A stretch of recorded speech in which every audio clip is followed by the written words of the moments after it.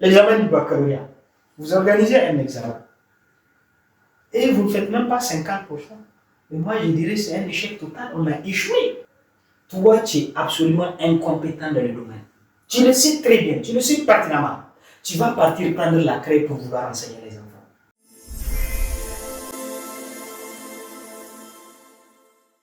Je suis Salim Rabi Ousmane, je suis collaborateur avec Yodes Lab. Aujourd'hui, nous sommes là pour vous parler d'orientation. Si le sujet vous intéresse, abonnez-vous. Notre invité spécial d'aujourd'hui s'appelle Ahmed Tidjane Danoui. Je vais lui laisser la parole pour se présenter. Bonjour M. Salim, merci pour l'invitation et pour l'honneur que vous avez décidé de faire à ma modeste personne. Comme présentation, je m'appelle Danoui Bawa Ahmed Tidjane, je suis enseignant de philosophie ici à Niamey dans plusieurs établissements, également consultant en orientation scolaire et professionnelle au nom du cabinet ICRA Orientation, un cabinet qui est spécialisé 100% dans l'orientation scolaire et professionnelle. Pour notre première question, nous voulons vous demander en tant qu'enseignant, quel est votre point de vue sur l'éducation nigérienne? Merci pour la question, une question très pertinente qui me demande peut-être de faire toute une conférence, mais je ne suis pas là pour faire une conférence, vous êtes là juste pour m'interviewer pendant quelques minutes. Si je dois dire mon point de vue par rapport au système éducatif nigérien, moi je prends deux qualificatifs. Deux qualificatifs pour dire exactement ce que je pense de ce système éducatif-là. Le premier élément, c'est quoi? Je dirais que c'est un système éducatif qui est en panne.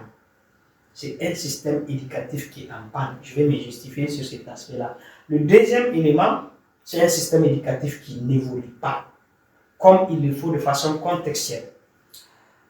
Il est en panne, il est non évolutif parce qu'il y a un certain nombre d'indicateurs que nous pouvons prendre en compte pour pouvoir le varier ou dire ce que nous pensons. Le premier élément pour définir un système éducatif, il faut d'abord regarder le contenu, c'est-à-dire le programme de la formation, qu'est-ce qu'on enseigne concrètement dans ces programmes-là. Le deuxième élément, il faut regarder le cadre d'apprentissage ou l'environnement d'apprentissage. Bon, peut-être que je suis là en train d'aller ou de prendre les choses de façon un peu globale. Il faut définir l'environnement. L'environnement d'apprentissage. Il faut également définir les intervenants. Quand je parle des intervenants ici, je parle des enseignants. Il faut également prendre l'indicateur didactique, c'est-à-dire quels sont les moyens didactiques mis en œuvre pour pouvoir garantir et assurer un bon apprentissage. Permettez-moi de faire une petite comparaison pour vous montrer combien de fois ce système éducatif il est en panne et il faut chercher les meilleurs garagistes, les meilleurs techniciens pour pouvoir le réparer. Faisons un regard rétrospectif sur les années antérieures. Les années 60, les années 70, les années 80, les années 90, jusqu'aux années 2000, quand vous regardez le type d'enseignement, le type d'encadrement, c'est un encadrement, surtout dans les années 60, 70, 80, c'était une formation, si vous voulez, de qualité. Maintenant, quand vous prenez juste un peu les années, disons, 2000, commençons par 2005, 2006, 2007, jusqu'à nos jours, quand on regarde, on va se rendre compte que franchement, il y a un sérieux problème. Chaque année, c'est des réformes. Les techniciens qui sont au bureau ou les techniciens du système éducatif, c'est comme s'ils ne savent pas concrètement qu'est-ce que nous voulons pour assurer une meilleure formation, pour assurer un meilleur encadrement pour ces pays-là. Réforme au primaire, réforme au collège, réforme au lycée, réforme à l'université. Chaque année, chaque 2 ans, il y a toujours des changements, de ceci, de cela. Et jusqu'à présent, on n'arrive pas à trouver le meilleur modèle d'éducation qui peut aller avec le pays. Et généralement, ces réformes-là, si vous voulez, c'est des réformes, si vous voulez, qui sont à 90%, c'est copier-coller en fait. On va dire non, tel pays a fait, tel pays a expérimenté, ça marche. Non, il faudrait qu'on arrête franchement de copier l'extérieur pour regarder nos réalités, pour regarder les besoins du pays et proposer un modèle de formation, un système éducatif capable de répondre à toutes les préoccupations, à tous les problèmes de ce pays-là. Le deuxième aspect, un autre indicateur que je peux prendre, ce sont les performances. Quand vous prenez les résultats académiques, les examens du BEPC, commençons d'abord par le certificat, qui était à un moment donné supprimé encore, on revient sur l'examen du certificat. Je ne sais pas ce qui est en train de se passer. C'est un examen qui va sanctionner un élève qui finit un cycle pour qu'il puisse aller au collège. Une équipe est venue pour dire non, ça c'est pas bon, on supprime ça. Il y avait à un moment donné, la dictée de le programme dit non, non, ça c'est pas bon, on supprime ça. Une équipe est venue pour dire non, non, non, il faut ramener tout ce qu'on a supprimé. En fait, on part, on revient, on part, on revient, on part, on revient. Concrètement, qu'est-ce que nous voulons? Il faudrait qu'on arrête un modèle de formation, franchement, qui peut répondre à toutes les exigences et aux besoins de ces pays-là. Qu'on arrête d'appliquer des réformes bidons, des réformes qui ne peuvent pas réduire le système éducatif nigérien. J'ai dit, quand on fait une comparaison sur les performances, s'il vous plaît, regardez l'investissement ou les investissements colossaux, ce que l'État verse pour payer les enseignants, ce que l'État est en train de verser pour construire des classes, ce que l'État est en train de verser, si vous voulez, pour le fonctionnement total du système éducatif nigérien, et regardez ce que nous recevons à la fin de l'année comme performance ou résultats académiques de nos élèves. L'examen du baccalauréat. Vous organisez un examen et vous ne faites même pas 50%. Mais moi, je dirais que c'est un échec total. On a échoué. Quand vous regardez les résultats des examens du baccalauréat, c'est les résultats qui ne dépassent pas. C'est l'examen, si vous voulez, le plus crucial dans ce pays-là, le bac. Et on ne dépasse pas. C'est 30, 35, 36. Peut-être à la rigueur 40. Un système éducatif où on a formé toute une année des élèves. Si on n'est pas capable de faire, moi je dis même si ça ne va pas, même si ça ne va pas, au moins 50%. Là, l'État peut dire non, je n'ai pas investi mon argent dans le vide. Mais très malheureusement, chaque année, nous nous retrouvons avec 30%, 25%, 26%, et on a totalement échoué. Il va falloir, si vous voulez, repenser le système éducatif nigérien pour que l'État arrête de verser de l'argent, tout simplement, je dirais, dans le vide. Merci pour cette réponse, elle me va bien. Maintenant, si ces réformes dont vous avez parlé sont appliquées, que pensez-vous de cette éducation dans 10 ans, dans 15 ans ou bien dans 20 ans? Mais en fait, ce n'est pas une question d'application des réformes. C'est les réformes, même si vous voulez, qui n'arrivent pas à répondre aux aspirations et aux besoins du pays. Maintenant, moi, ce que j'ai dit, c'est de prendre en compte les réalités du Niger pour développer des réformes capables de prendre en charge toutes les préoccupations du pays, tous les besoins du pays. Et on lance une formation allant dans ce sens-là. Quand vous prenez le programme de l'enseignement, excusez-moi de certaines matières, s'il vous plaît, je vais le dire, l'enseignement des matières comme économie familiale et sociale, je ne sais pas c'est pour quelle finalité. Moi, je dirais qu'on est en train de... Même si on doit le faire, on doit l'adapter, si vous voulez, à nos réalités. L'enseignement de la philosophie, je suis enseignant de philosophie, je connais très bien le programme d'enseignement de la philosophie. On a des philosophes africains qu'on est censé enseigner. Pourquoi ne pas peut-être faire un programme de philosophie qui doit prendre en compte uniquement et exclusivement la philosophie africaine en charge? Et tout ce qu'on enseigne à nos élèves, c'est quoi? C'est les Descartes, c'est les Nietzsche, c'est les Hegel, c'est ceci, c'est cela. Or, on a des penseurs africains, des philosophes africains, comme Cheikh Anta Diop, comme Kizerbo, comme Léopold Sédar Senghor, etc., qui ont laissé des traces inoubliables.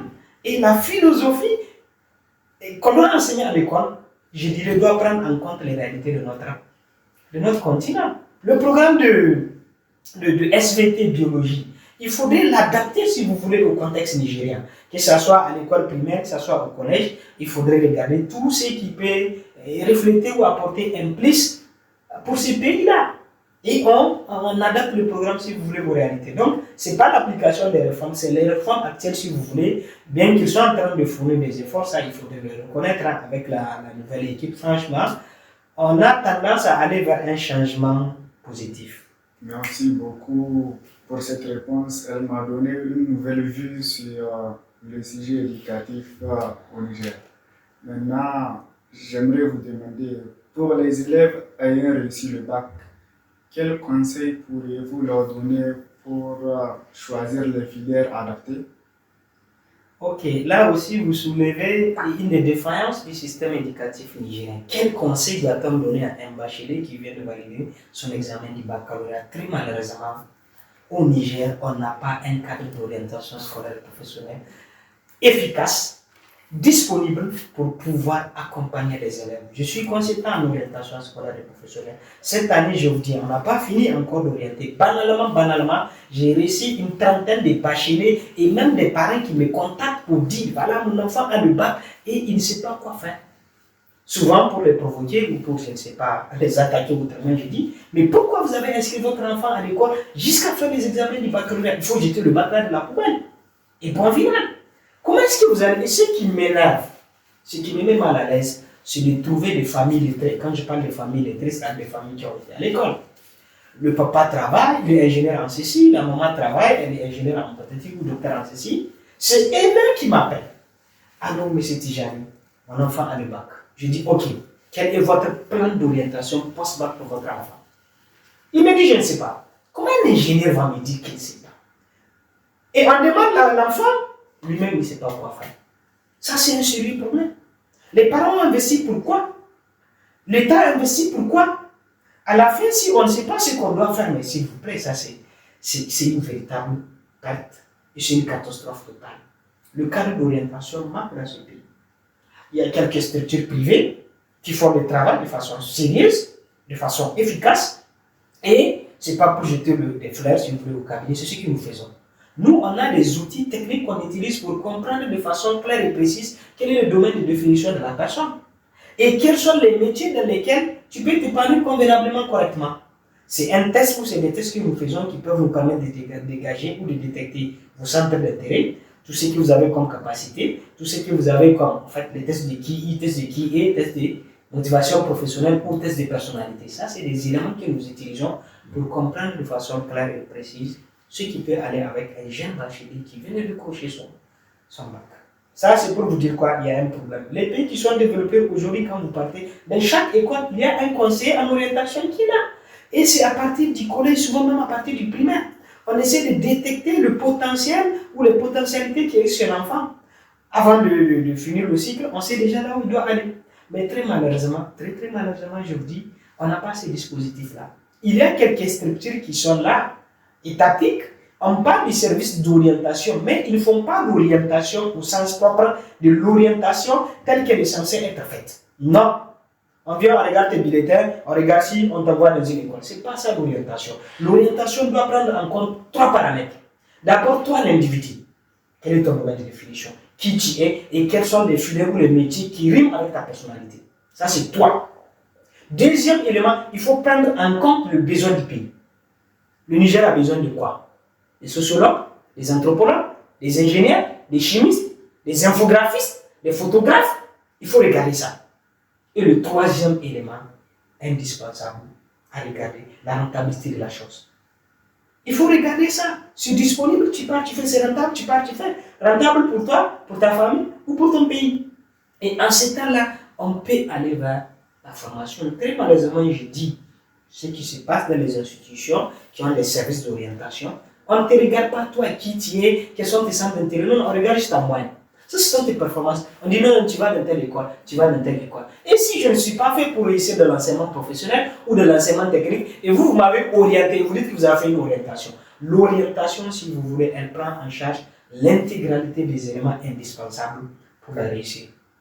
Voilà ce que je peux dire. Maintenant, en termes de conseils, les bacheliers n'ont qu'à faire extrêmement attention. Il s'agit de démarrer ou de déclencher le processus de votre avenir. Si vous ratez votre orientation après le bac, vous êtes foutu à jamais. Donc, ils doivent faire extrêmement attention pour aller vers quelque chose qui rime avec leur personnalité et qui peut répondre demain à un besoin. Il ne s'agit pas d'aller faire psychologie animale et revenir au pays. Tu vas soigner quel chat? Les gens qui partent faire football ou quoi là, tu vas faire quoi? Pour ceux qui ont réussi, voilà le conseil qu'on vous a donné. Et pour ceux qui n'ont pas reçu, bien ceux qui veulent faire la terminale, vous avez déjà les cartes en main. On vous a dit tout ce que vous devrez savoir sur comment, après le bac, vous débrouiller. Maintenant, j'ai une autre question. Allez-y, je vous écoute. Voilà.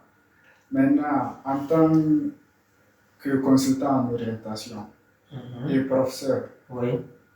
Vous avez une demande ou un conseil envers vos collègues? Ok, wow, très bien, très bien. Pour ce qui est de mes collègues d'abord, je suis enseignant. Tout ce que je dois dire à mes chers collègues enseignants, c'est de dire quoi? Arrêtons de faire le petit malin sur le terrain de l'enseignement. Qu'est-ce que j'appelle le petit malin? Toi, tu es absolument incompétent dans le domaine. Tu le sais très bien, tu le sais pertinemment. Tu vas partir prendre la craie pour vouloir enseigner les enfants. Tu vas enseigner quoi? Tu vas faire des dégâts et des bêtises. Faisons extrêmement attention. Chacun n'a qu'à aller vers son domaine. Un domaine qu'il maîtrise parfaitement et où il peut être irréprochable dans son travail. Je parle parce que je vois ce que je vois sur le terrain. Un enseignant qui a fait le droit, on l'envoie, je ne sais pas, à Iférouane, à Tizan-Kourégué ou à Walalé pour enseigner la philosophie. Pardon, s'il vous plaît, il va enseigner quoi? Il va enseigner quoi? Un enseignant d'anglais qu'on envoie, je ne sais pas dans quel village ou dans quelle localité, pour enseigner une matière qui n'a rien à voir. Lui, sa formation de base, c'est anglais.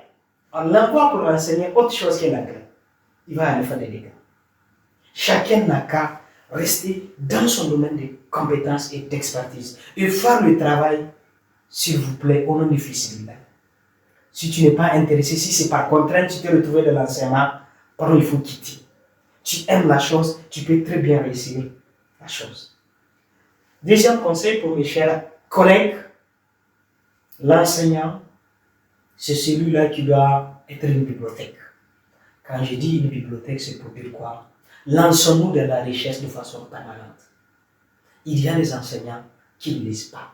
Il y a des enseignants qui ne font pas de recherche dans leur domaine. Et qu'est-ce qui va se passer? Le savoir, si vous voulez, il change de façon perpétuelle. La connaissance, si vous voulez, elle change de façon perpétuelle. Les données des années 1900, philosophie des années 1900, c'est pas la même chose.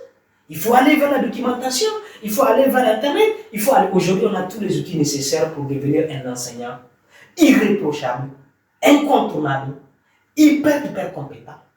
On est limité dans la documentation.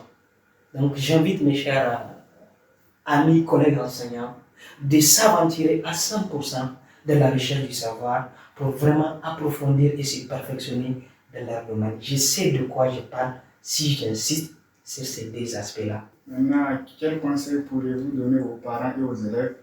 D'accord.